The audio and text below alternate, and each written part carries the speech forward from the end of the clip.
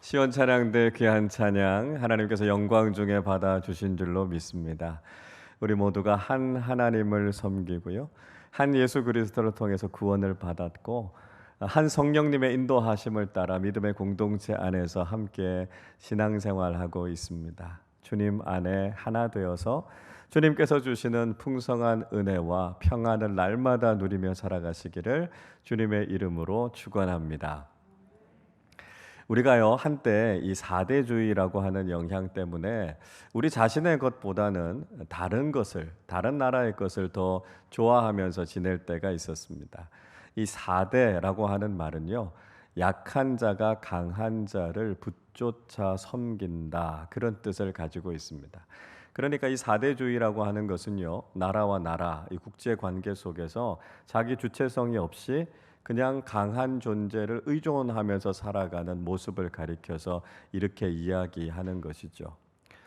과거의 우리나라를 살펴보면 조선 시대를 비롯해서 많은 나라들이 이웃의 강국이었던 중국을 의지하면서 그렇게 사대주의로 지내지 않았습니까? 중국의 학문과 제도를 숭상하게 됐고요. 또 어떨 때는 중국의 속국처럼 느껴질 정도로 참 굴욕적인 시간을 보낼 때도 있었습니다.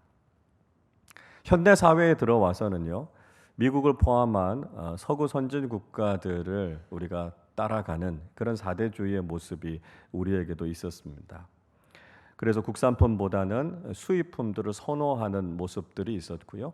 지나치게 서구화를 추구하는 그런 모습이 우리에게 있었습니다.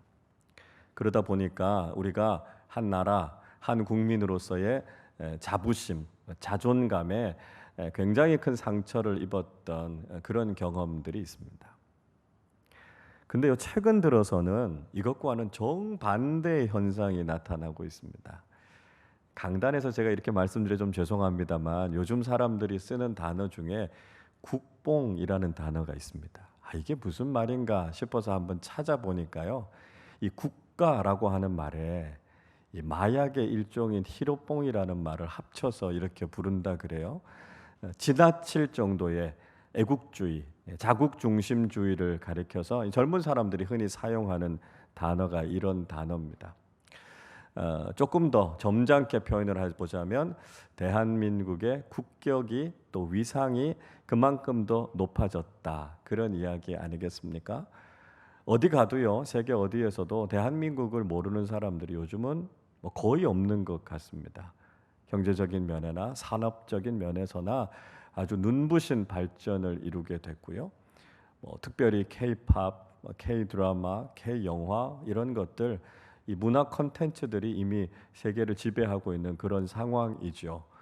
그래서 우리가 대한민국 국민이다 이렇게 이야기할 때 막 이렇게 자부심이 느껴지고 어깨가 이렇게 으쓱해집니다. 참 기분 좋은 일이죠. 근데 여러분 어떻습니까? 정반대의 일들도 또 우리 사회 속에서 일어나고 있지 않습니까?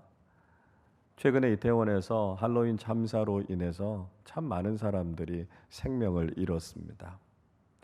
어떻게 대한민국의 한 복판에서 이런 일들이 일어날 수 있을까 믿기지 않는 상황이죠. 이런 일들을 경험하면서 아마 여러 가지 해석들, 또 이런저런 의견들을 내놓으신 분들이 계시겠지만, 그러나 보다 중요한 건 우리가 150여 명 이상 되는 사람들이 희생된 이 상황을 보면서 망연자실할 수밖에 없다라고 하는 것이죠. 어떻게 보면 다음 세대를 책임져야 할 우리의 젊은이들에게 어떤 문화를 즐겨야 할 것이고 어떤 것이 바른 길인지를 제대로 제시해 주지 못한 우리의 책임감이 있지 않나, 그런 생각들을 갖게 됩니다. 이런 상황 속에서 정치와 또 행정의 지도자들은 우리가 정말 기대할 만한 그런 모습들을 보여주지 못하고 있습니다. 한편으로는 그런 생각들도 들어요. 우리 소시민들이 얼마나 열심히 하루하루를 최선을 다해서 살아가고 있는데 돕지는 못할 망정 방해는 하지 않았으면 좋겠다, 그런 마음이 드는 것이 사실입니다. 지도자로 세워져 있는 그 자리에서 제 역할들을 잘 감당하고요, 또 나라와 국민을 위해서 정말 충성하면서 잘 섬겨줬으면 좋겠다, 이런 작은 바람들을 가져봅니다. 근데 여러분, 저는 우리가 그런 마음에서 머무르지 말았으면 좋겠다라고 하는 생각이 듭니다. 무슨 말씀인가 하면, 저는 우리나라가 정말 위대한 나라가 될 수 있기를 기대하는 마음이 우리에게 있어야 한다고 생각합니다. 적어도 우리가 그리스도인이라면 하나님께서 이 땅 대한민국에 태어나게 하셨고 이 땅에 발 딛고 살아가게 하시는 이 나라를 우리는 위대하게 세워나가야 할 책임과 사명이 우리에게 있지 않느냐라고 하는 것이죠. 분명히 오늘을 살아갈 때는 슬픔과 아픔이 있습니다. 그러나 하나님께서 이 나라를 사랑하시고 우리를 이 나라에, 이 땅에 그리스도인으로 살게 하신 것은 그보다 더 큰 비전과 목적이 우리에게 있지 않는가 하는 것을 우린 놓쳐서는 안 된다라고 하는 것이죠. 여러분, 우리가 살아가는 이 나라가 어떻게 위대한 나라가 될 수 있을까요? 우리가 이 위대한 꿈을 계속해서 꿀 수 있는 비결이 무엇이겠습니까? 세계 여러 나라가 있지만 자국에 대해서 누구보다도 사랑하는 민족을 들라면 아마 이스라엘을 빼기가 어려울 겁니다. 이스라엘 사람들 자기 나라를 굉장히 많이 사랑하죠. 단적인 예로 이런 이야기 있습니다. 이스라엘 사람들이 디아스포라 유대인들에 대해서 곳곳에 다 흩어져 있지 않습니까? 그런데 지금 이스라엘, 팔레스타인 땅에서 전쟁이 일어나면 어떻게 하겠냐 이렇게 물어보니까요, 거의 대부분 사람들이 다 본국으로 돌아가서 자원해서 군대에 입대하겠다, 그렇게 설문조사를 했다는 거죠. 그도 그럴 것이 2500년 넘게 나라를 잃어버렸었기 때문에 자신의 나라에 대한 특별한 애정과 사랑에 아주 남다른 나라가 이스라엘이라고 하는 나라 아닙니까? 과거 이스라엘이 6.1 전쟁을 치를 때 이스라엘 공군기 한 대가 적국의 영토에 불시착한 일이 있었습니다. 그래서 그 조종사를 체포했어요. 그리고는 깜짝 놀랐습니다. 왜냐하면 그 조종사가요, 만삭의 임산부였습니다. 상대 국가가 이 일을 경험하고는 아니 도대체 이런 정신을 가진 나라하고 싸워서는 이길 자신이 없다고요. 그래서 결국 그 전쟁에서 이스라엘이 승리하지 않았습니까? 나라에 대한 특별한 사랑이 아주 가득한 나라가 이 이스라엘 민족입니다. 경제적으로도 굉장히 부강하죠. 우리나라보다 국민 소득이 훨씬 더 높습니다. 그리고 세계 경제를 좌우하고 있는 사람들이 유태인들이기 때문에 이 사람들이 본국으로 자금을 보내서요, 이스라엘의 경제력은 서구 선진국들에 비해서 전혀 밀리지가 않습니다. 월스트리트의 3분의 1 이상을 차지하고 있는 것이 유태인들이라고 이야기하지 않습니까? 그들이 특별히 자국에 대한 사랑, 이 충성심이 대단하다는 거죠. 자, 근데 문제는 뭘까요? 이들이 과거에나 지금에나 잘못된 나라 사랑을 가지고 있었다는 것입니다. 이스라엘은 굉장히 대단한 나라가 되기를 원했어요. 그런데 그들은 자신들이 가지고 있는 힘을 가지고 강한 나라가 되고 싶어 했습니다. 사무엘 시대에 이스라엘의 장로들이 사무엘에게 와서 어떤 것을 요구했습니까? 사무엘상 8장 5절 보면 이렇게 말씀합니다. 그에게 이르되 보소서, 당신은 늙고 당신의 아들들은 당신의 행위를 따르지 아니하니 모든 나라와 같이 우리에게 왕을 세워 우리를 다스리게 하소서 한지라 이야기합니다.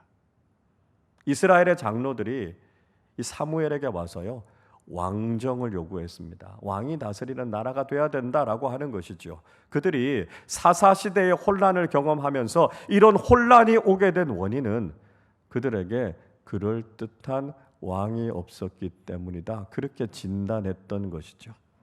20절에서도 한 번 더 이렇게 이야기합니다. 우리도 다른 나라들 같이 되어 우리의 왕이 우리를 다스리며 우리 앞에 나가서 우리의 싸움을 싸워야 할 것이니이다 하는지라. 우리도 다른 나라들처럼 왕이 있어야 되겠다는 것이지요. 그래서 전쟁이 일어나면 왕이 나가서 진두지휘하면서 싸워서 승리해야만 우리가 강대국이 될 수 있을 것이다, 그렇게 생각했다는 것입니다. 그러나 여러분, 이것은 이스라엘이 위대해질 수 있는 비결이 아니었습니다.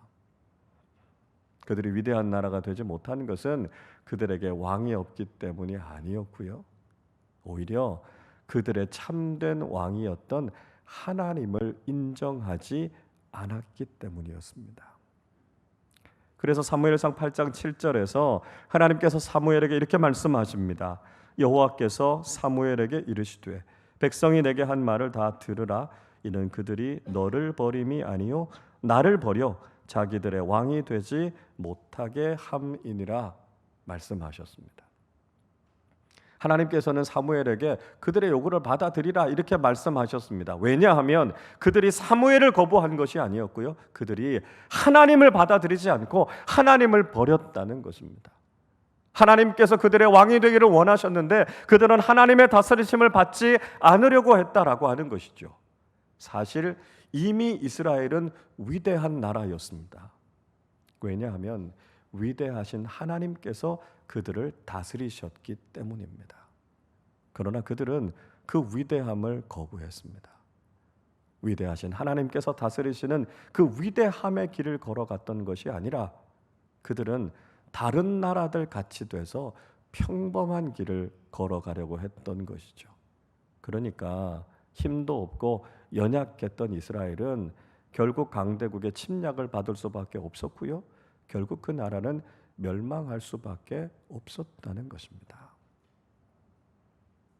반면에 다윗은요, 이스라엘이 위대해질 수 있는 비결이 무엇인지를 정확하게 알고 있었던 사람이었습니다. 오늘 본문 21절의 말씀을 우리 같이 읽어보겠습니다. 주의 말씀으로 말미암아 주의 뜻대로 이 모든 큰 일을 행하사 주의 종에게 알게 하셨나이다. 다윗은 자신을 향해서 주의 종이라고 부릅니다.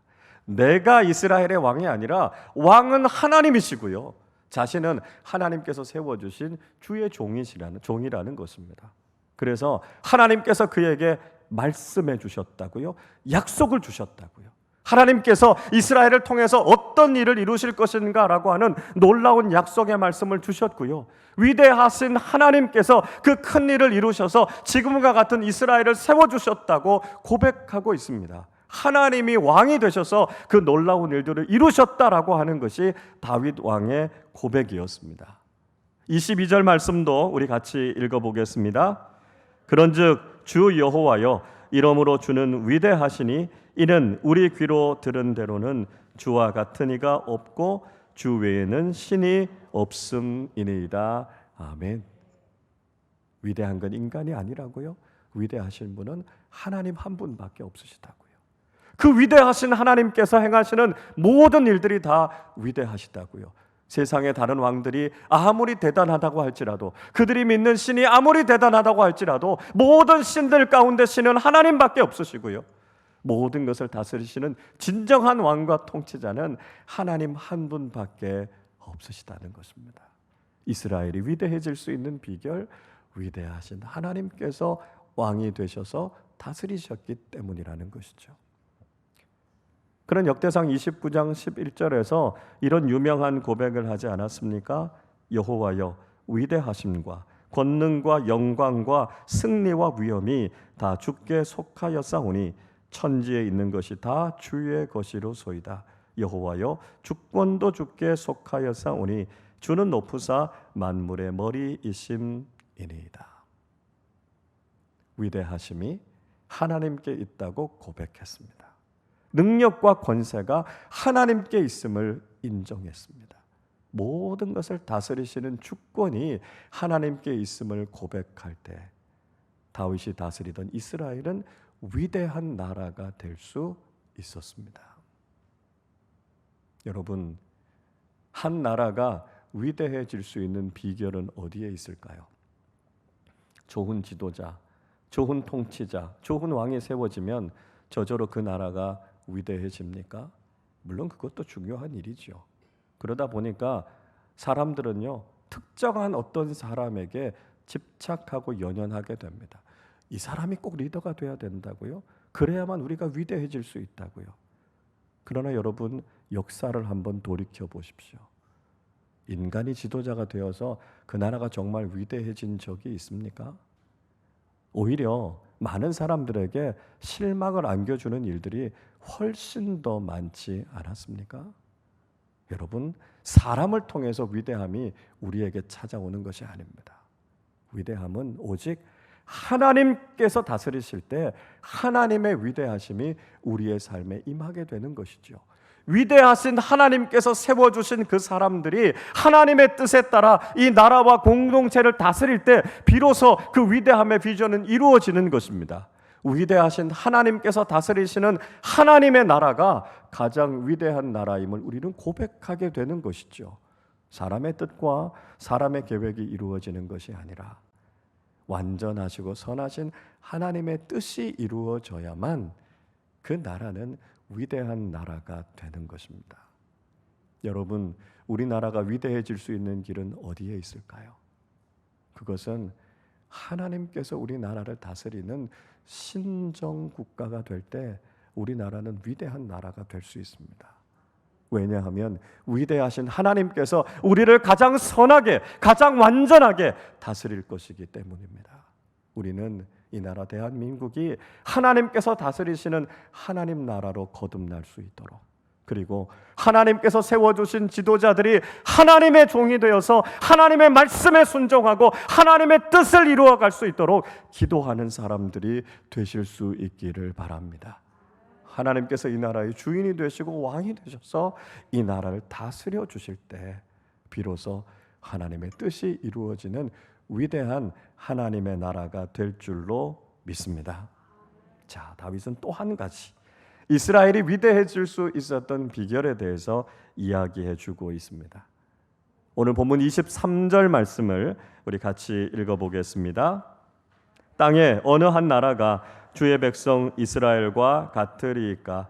하나님이 가서 구속하사 자기 백성으로 삼아 주의 명성을 내시며 그들을 위하여 큰 일을, 주의 땅을 위하여 두려운 일을 애굽과 많은 나라들과 그의 신들에게서 구속하신 백성 앞에서 행하셨사오며. 다윗이 무슨 고백을 하고 있는가 하면요, 하나님, 이스라엘 같은 나라가 세상에 어디 있습니까? 그렇게 이야기합니다. 왜 이렇게 이야기하냐면 이스라엘처럼 이 놀라운 하나님의 구원의 은총을 경험한 나라가 또 어디에 있습니까? 라고 하는 이야기를 하고 있는 것이죠. 하나님께서 이스라엘을 선택해 주셔서 세상 속에서 그들을 구원하여 주시고 하나님의 백성으로 삼아 주셨습니다. 그 과정 가운데 하나님의 이름이 나타났고요, 하나님의 기적이 나타났고요, 하나님의 능력과 하나님의 은총이 이스라엘 백성들에게 임했다라고 하는 것을 고백하고 있습니다.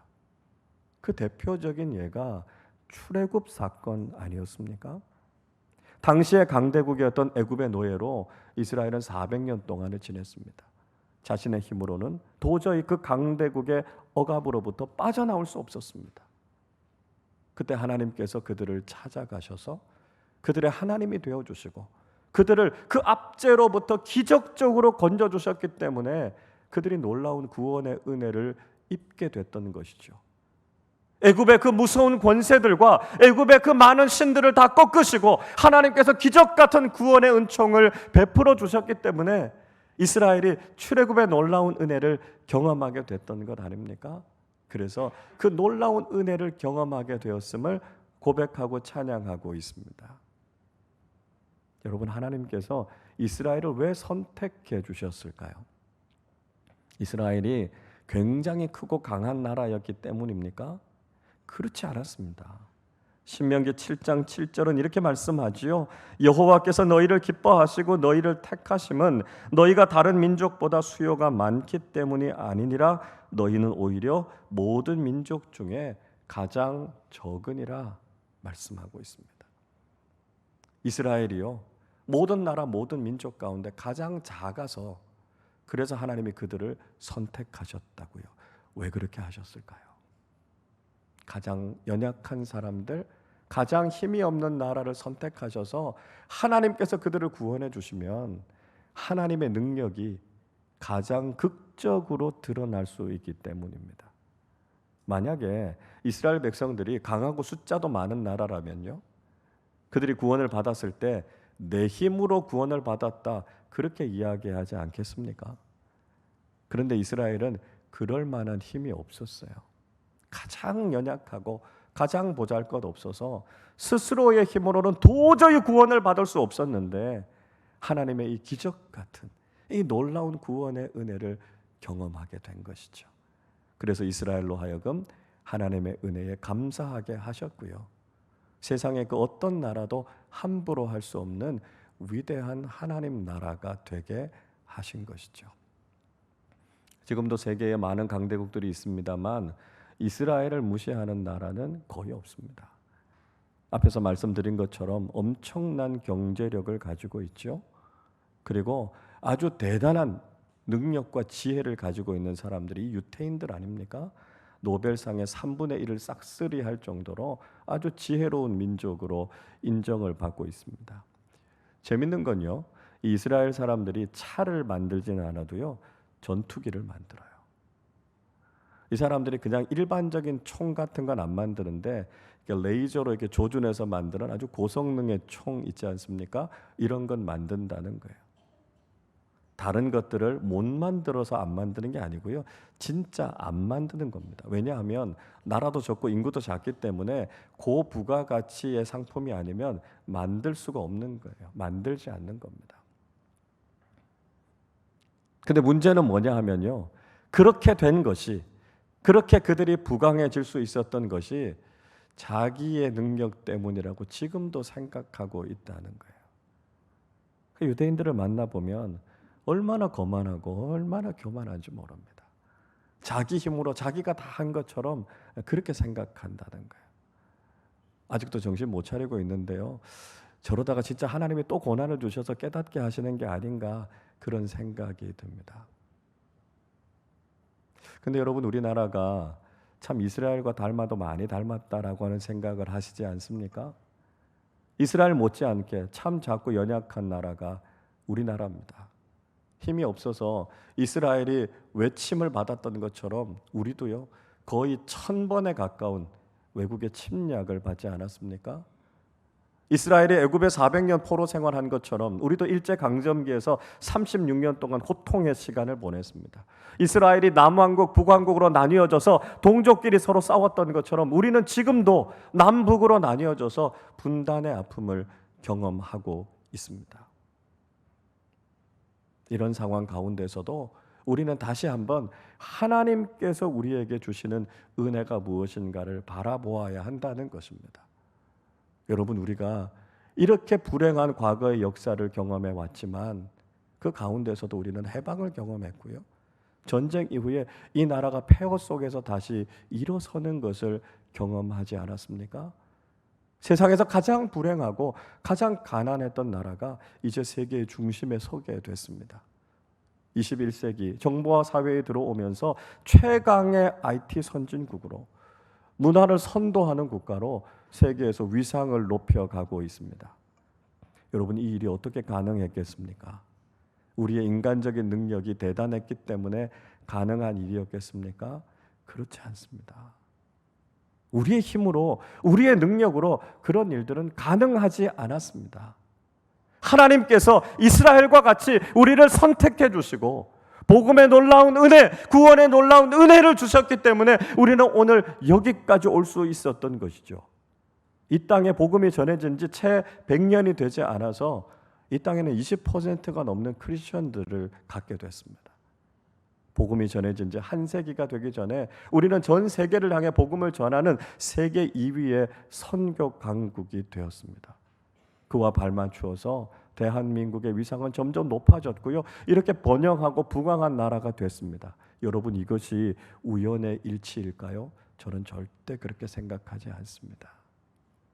우리의 힘으로는 할 수 없지만 하나님께서 우리를 선택하시고 복음의 은혜, 구원의 이 놀라운 은총을 베풀어 주셔서 우리에게 이 기적 같은 일들을 일어나게 하신 것이죠. 그래서 사람들이 한강의 기적이라고 이야기하지 않습니까? 이거 도저히 인간의 힘으로는 할 수 없는 일들이 하나님께서 우리의 삶의 주관자가 되어주셔서 이 일들을 일으켜 주신 것이죠. 여러분, 그럼 우리 어떻게 살아야 될까요?